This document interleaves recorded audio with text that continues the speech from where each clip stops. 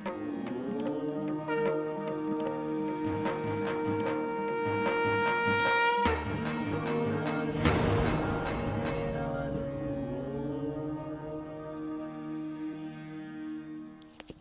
ओम तत्सत। अध्यात्म रामायण युद्धकांड नवम सर्ग। मेघनाद का वध। हरि अनंत हरि कथानंता, कहे सुनहि बहु विधि सब संता। प्रभु श्री राम भी अनंत है, उनकी कीर्ति भी अपरंपार है। संतों ने प्रभु की कीर्ति का अलग अलग वर्णन किया है। श्री महादेव जी पार्वती जी से बोले। विभीषण के ये वचन सुनकर श्री रघुनाथ जी ने कहा, विभीषण, उस महाभयंकर दैत्य की मैं सारी माया जानता हूँ। वह ब्रह्मास्त्र विद्या का जानने वाला बड़ा शूरवीर, मायावी और महाबली है तथा लक्ष्मण मेरी जैसी सेवा करते हैं। मैं उसका स्वरूप भी जानता हूँ, अर्थात मुझे यह पता है कि मेरी सेवा के कारण उन्होंने निद्रा और आहार आदि को छोड़ रखा है। किंतु इस आगामी कार्य की कठिनता का विचार करते ही मैंने यह सब जानबूझकर भी अभी तक कुछ नहीं किया।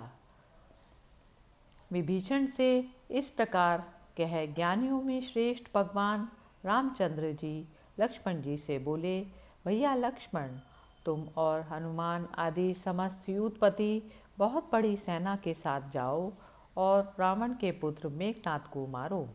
अपनी सेना के सहित ऋक्षराज जाम्बान और मंत्रियों के सहित विभीषण तुम्हारे साथ जाएंगे। ये विभीषण उससे परिचित हैं और उसके छिपने की समस्त कंदराओं को जानते हैं, अतः इनसे तुम्हें उसका पता लगाने में बहुत सहायता मिलेगी। रामचंद्र जी के वचन सुनकर महापराक्रमी लक्ष्मण जी ने विभीषण जी को साथ ले अपना एक दूसरा उत्तम धनुष उठाया और अति प्रसन्नता पूर्वक भगवान राम के चरण कमल का स्पर्श कर कहा, प्रभो, आज मेरे धनुष से छूटे हुए बाण रावण पुत्र इंद्रजीत के शरीर को भेद कर भोगवती पाताल गंगा के जल में स्नान करने के लिए पाताल लोक को चले जाएंगे। रघुनाथ जी इस प्रकार कह सुमित्रा नंदन लक्ष्मण जी से उनकी परिक्रमा की और इंद्रजीत को मारने के लिए बड़ी तेजी से चले। उनके पीछे हजारों वानरों के साथ हनुमान जी और मंत्रियों के सहित विभीषण ने भी बड़ी शीघ्रता से कूच किया तथा जाम्बान आदि रीछ भी तुरंत ही श्री लक्ष्मण जी के साथ चल पड़े। जिस समय वानरों के सहित लक्ष्मण जी निकुंभिला के स्थान पर पहुँचे, उन्होंने दूर से ही वहाँ राक्षसों की बड़ी सेना एकत्रित देखी। तब महापराक्रमी लक्ष्मण जी धनुष चढ़ाकर सावधान हो गए। उनके साथ ही वीरवर अंगद के सहित जाम्बान भी सावधान हो गए। तब राक्षस राज विभीषण जी ने लक्ष्मण जी से कहा, लक्ष्मण जी, इन राक्षसों को देखिए। सामने जो मेघ के समान श्याम वर्ण राक्षस सेना दिखाई पड़ रही है, इस प्रबल अनीक को नष्ट करने का यत्न कीजिए। इसके नष्ट हो जाने पर राक्षस राज रावण का पुत्र इंद्रजीत भी दिखाई देने लगेगा। इस कर्म के समाप्त होने से पहले तुरंत ही धावा कर दीजिए। हे वीर, इस हिंसा परायण दुरात्मा पापी को आप शीघ्र ही मार डालिए। विभीषण के इस प्रकार के वचन सुनकर शुभ लक्ष्मण जी ने राक्षस राजकुमार मेघनाद की ओर बाण बरसाने आरंभ किए तथा वानर युद्धपति भी सब ओर से पत्थर, पर्वत, शिखर और वृक्ष आदि से दैत्यों पर प्रहार करने लगे। इसी प्रकार राक्षसों ने भी वानर युद्धपतियों और वानर सेना पर परशु, तीक्ष्ण बाण, खड्ग, यष्टि और तोमर आदि शस्त्रों से आक्रमण किया तथा वहाँ बड़ा भारी कोलाहल हुआ और राक्षस तथा वानरों में बड़ा घमासान युद्ध छिड़ गया। अपनी सेना को इस प्रकार दलित होते देख इंद्रजीत निकुंभिला और होम को छोड़कर बाहर आया और तुरंत ही रथ पर चढ़कर अत्यंत क्रोध से हाथ में धनुष ले रणभूमि में सामने आया तथा लक्ष्मण जी को युद्ध के लिए ललकारते हुए बोला, लक्ष्मण, मैं मेघनाद हूँ, अब तुम मुझसे परिचित नहीं बच सकते।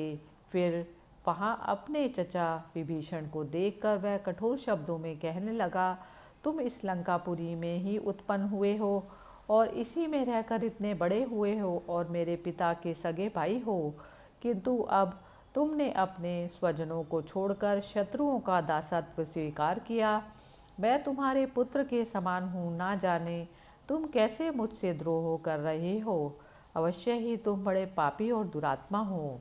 ऐसा क्या उसने हनुमान जी की पीठ पर बैठे हुए लक्ष्मण जी की ओर देखा तथा जिसमें नाना प्रकार के तीक्ष्ण शस्त्र उपस्थित थे, उस महान रथ में बैठे हुए उस दैत्य ने एक बड़ा लंबा धनुष उठाकर उसकी भयंकर टंकार की और बोला, अरे वानरों, आज मेरे बाण तुम्हारे प्राणों को पिएंगे। तब क्रोध से सर्प के समान फुफकारते हुए शत्रु का दमन करने वाले दशरथ कुमार लक्ष्मण जी ने भी अपने धनुष पर एक बाण चढ़ाकर उसे मेघनाद पर छोड़ा। इधर इंद्रजीत ने भी क्रोध से लाल लाल नेत्र कर लक्ष्मण जी की ओर देखा। श्री लक्ष्मण जी के छोड़े हुए इंद्र वज्र के समान महाकठोर बाणों के लगने से वह एक मुहूर्त के लिए अचेत हो गया और फिर चेत होने पर उसने अपने सामने दशरथ नंदन वीरवर लक्ष्मण जी को खड़े देखा। उन्हें देखकर वह राक्षस क्रोध से नेत्र लाल करके उनकी ओर दौड़ा तथा अपने धनुष पर बाण चढ़ाकर उनसे इस प्रकार कहने लगा कि यदि तूने युद्ध में मेरा पराक्रम ना देखा हो तो तुझे अभी दिखाई देता हूँ। तू जरा स्थिरतापूर्वक खड़ा रह। ऐसा कह उस मायावेद्य बाण ने 7 बाणों से लक्ष्मण जी को, बड़ी पैनी धार वाले से 10 बाणों से हनुमान जी को और क्रोध से दूने उत्साह के साथ भली प्रकार छोड़े हुए 100 बाणों को विभीषण को भेद डाला। इस प्रकार लक्ष्मण जी भी शत्रु पर बाणों की वर्षा सी करने लगे। उनके बाणों से छिन्न भिन्न होकर मेघनाद का सुवर्ण की सी आभा वाला कवच तिल तिल होकर रथ के पिछले भाग में गिर पड़ा और फिर वहां से पृथ्वी पर जा गिरा। तब रावण कुमार मेघनाद ने संग्राम में अत्यंत क्रोधित हो महापराक्रमी लक्ष्मण जी को हजारों बाणों से बीन डाला। इससे लक्ष्मण जी का दिव्य कवच भी छिन्न भिन्न होकर गिर पड़ा। इस प्रकार वे दोनों ही एक दूसरे की क्रिया का प्रतिकार करते हुए आपस में लड़े। वे दोनों ही बारंबार दीर्घ निश्वास छोड़ते हुए बड़ा घोर युद्ध करने लगे। उनके शरीरों के अंग प्रत्यंग अब और से बाणों से छिन्न भिन्न होकर लहूलुहान हो गए। वे दोनों महापराक्रमी वीर बड़ी देर तक एक दूसरे पर तीखे तीखे बाण छोड़कर लड़ते रहे। उनमें से किसी की भी जय अथवा पराजय ना हुई। इतने में ही वीरवर लक्ष्मण ने 5 बाण छोड़कर मेघनाद के सारथी और घोड़ों के सहित रथ को चूर्ण कर डाला और अपने हाथ की सफाई दिखलाते हुए उसका धनुष भी काट डाला। तब मेघनाद ने तुरंत ही दूसरा उत्तम धनुष उठाया। लक्ष्मण जी ने 3 बाणों से उसे भी काट डाला और धनुषहीन हुए उस राक्षस को भी अनेक बाणों से बीन दिया। फिर भीम विक्रम इंद्रजित ने एक और धनुष लेकर सूर्य के समान चमकीले और पैने बाणों से संपूर्ण दिशाओं को व्याप्त करते हुए लक्ष्मण तथा समस्त वानरों को भेद डाला। तब लक्ष्मण जी ने इंद्र बाण निकालकर उसे मेघनाद की और लक्ष्य बांधकर धनुष पर चढ़ाया और उस कठोर धनुष को कर्ण पर्यंत खींचकर वीरवर लक्ष्मण जी ने हृदय में भगवान राम के चरण कमलों का स्मरण करते हुए बोले, यदि दशरथ नंदन भगवान राम परम धार्मिक, सत्य की मर्यादा रखने वाले और त्रिलोकी में प्रतिद्वंदी से रहित हैं, तो हे बाण तू इस मेघनाद को मार डाल। वीरवर लक्ष्मण जी ने रणभूमि में ऐसा कह उस सीधे जाने वाले बाण को कान तक खींचकर इंद्रजीत की ओर छोड़ दिया। उस बाण ने शीर्ष त्राण के सहित इंद्रजीत के कांतिमान मस्तक को, जिसमें अति उज्ज्वल कुंडल झिलमिला रहे थे, काट कर धड़ से पृथ्वी पर अलग कर दिया। इस प्रकार मेघनाद के मारे जाने पर देवगण प्रसन्न होकर रघुश्रेष्ठ लक्ष्मण जी का गुणगान गाने और उनकी बारंबार प्रशंसा कर पुष्प बरसाने लगे। देवता और महर्षियों के सहित भगवान इंद्र अति हर्षित हुए। उस समय आकाश मंडल में भी देवताओं के नगाड़ों का शब्द सुनाई देने लगा। रावण के पुत्र मेघनाद को मारा गया देख सर्वत्र जय जयकार शब्द भर गया। आकाश निर्मल हो गया और जगधात्री धरणी स्थिर हो गई। जब लक्ष्मण जी की थकान उतर गई तो उन्होंने शंख बजाकर रणभूमि को गुंजायमान कर दिया और फिर भयंकर सिंहनाद कर अपने धनुष की टंकार की। उस सिंहनाद से समस्त वानरगण अति आनंदित और श्रमहीन हो गए।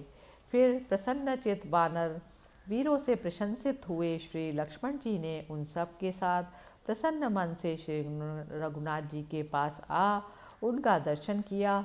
श्री लक्ष्मण जी ने हनुमान और विभीषण के सहित अति विनय पूर्वक अपने ज्येष्ठ भ्राता साक्षात नारायण स्वरूप भगवान राम को प्रणाम किया। हे रघुश्रेष्ठ, आपकी कृपा से इंद्रजीत युद्ध में मारा गया। लक्ष्मण जी के भक्तिमय वचन सुनकर श्री रघुनाथ जी ने अति प्रसन्न होकर उनका आलिंगन किया और फिर प्रेम पूर्वक सिर सूंघकर कहा, लक्ष्मण तुम धन्य हो, मैं तुम्हारे इस कार्य से अत्यंत संतुष्ट हूँ। आज तुमने बड़ा ही कठिन कार्य किया है। हे शत्रु दमन, इस मेघनाद के मारे जाने से हमने मानो सभी को जीत लिया। तुमने 3 दिन और 3 रात्रि तक निरंतर संग्राम कर किसी प्रकार से उस महान योद्धा को मार डाला। इससे आज तुमने मुझे शत्रुहीन कर दिया। अब पुत्र शोक से व्याकुल हुआ। रावण मुझसे लड़ने आएगा सो उसे मैं मार डालूंगा। महाबली मेघनाद को लक्ष्मण जी द्वारा मारा गया सुन रावण मूर्छित होकर पृथ्वी पर गिर पड़ा और फिर मूर्छा से उठने पर पुत्र शोक से अत्यंत दीन होकर विलाप करने लगा। पुत्र के गुण और कर्मों का स्मरण कर वह अत्यंत शोक करने लगा। आज समस्त देवता, लोकपाल और महर्षि गण इंद्रजीत को मारा गया सुनकर निर्भयता पूर्वक सुख से सोएंगे। इस प्रकार पुत्र की आसक्तिवश वह भांति भांति से विलाप करने लगा। इसके बाद राक्षस राज रावण अत्यंत क्रुद्ध हो अपने शत्रुओं को युद्ध में नष्ट करने की कामना से समस्त राक्षसों से बातचीत करने लगा। फिर शूरवीर रावण पुत्र शोक से व्याकुल हो अपनी बुद्धि से कुछ सोचकर क्रोधपूर्वक सीता जी को मारने के लिए दौड़ा और शोक और क्रोध के कारण वह ऐसे निंद कर्म को ही अपना कर्तव्य मान बैठा। रावण को हाथ में खड्ग लिए देख क्रोधपूर्वक अपनी ओर आता देख राक्षसियों के बीच में बैठी हुई सीता जी भयभीत हो गई। इसी समय रावण के सुपार्थ नामक मंत्री ने, जो परम बुद्धिमान, शुद्ध हृदय और विचारवान था, उससे कहा, अहो दशानन, यह क्या? आप तो साक्षात विश्वनंदन कुबेर जी के छोटे भाई हैं। वेद विद्या में निपुण और यज्ञांत में स्नान करने वाले एवं स्वधर्म परायण हैं। इस प्रकार अनेक गुण संपन्न होकर भी आप स्त्रीवत कैसे करना चाहते हैं? हम सबको साथ लेकर आप राम और लक्ष्मण को युद्ध में मारकर बहुत शीघ्र ही जानकी जी को प्राप्त कर लेंगे। सुपार्श्व के इस प्रकार वचन सुनकर रावण लौट आया। इसके बाद दुरात्मा रावण अपने बंधु के कहे हुए धर्मानुकूल वाक्यों को ग्रहण कर शोक से मूढ़ बुद्धि हो तुरंत अपने घर को गया और फिर दूसरे दिन अपने बंधु बांधवों के साथ सभा में आया। इति श्रीमद् अध्यात्म रामायणे उमा महेश्वर संवादे युद्धकांडे 90वें सर्गे समाप्तः। मंगल भवन अमंगलहारी द्रवौ सुदशरथ अजीर बिहारी। दीन दयाल विरद संभारी हरौ नाथ मम संकट भारी। राम सिया राम सिया राम जय जय राम। राम सिया राम सिया राम जय जय राम। हरि ओम तत्सत। Om Namah Shivaya.